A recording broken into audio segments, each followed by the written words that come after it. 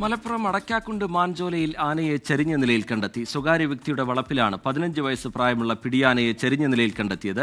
തലക്കേറ്റ ക്ഷതമാണ് മരണകാരണം എന്നാണ് postmortem report. Google K Venugopal വിവരങ്ങളുമായി ചേരുന്നുണ്ട് മലപ്പുറത്ത് നിന്ന്. ഗൂഗിൾ, എന്താണ് ഇതുമായി ബന്ധപ്പെട്ട് ഈ മരണകാരണം സംബന്ധിച്ച് വനംവകുപ്പ് എന്താണ് വിശദീകരിക്കുന്നത്? ലഭ്യമാകുന്ന വിവരങ്ങൾ എങ്ങനെ ഗൂഗിൾ? റിജിത്ത്, ഇന്നലെ വൈകിട്ടാണ് സ്വകാര്യ വ്യക്തിയുടെ വളപ്പിൽ ആനയെ ചരിഞ്ഞ നിലയിൽ കണ്ടെത്തിയത്. ആനയെ കണ്ടെത്തിയത് തന്നെ ചരിഞ്ഞ നിലയിൽ തന്നെയായിരുന്നു.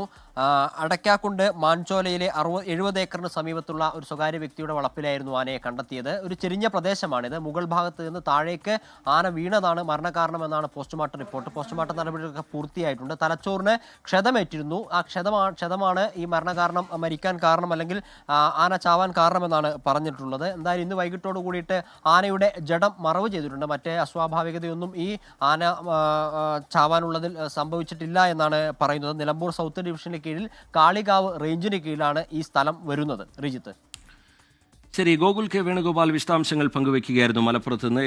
ലോകത്തെവിടെയായാലും ഏത് സമയത്തും 24 വാർത്തകളും ഓഗ്മെന്റഡ് റിയാലിറ്റി പാക്കേജുകളും എക്സ്പ്ലെയിനറുകളും വിശദമായി കാണാൻ ഞങ്ങളുടെ യൂട്യൂബ് ചാനൽ നിങ്ങൾക്ക് സബ്സ്ക്രൈബ് ചെയ്യാം.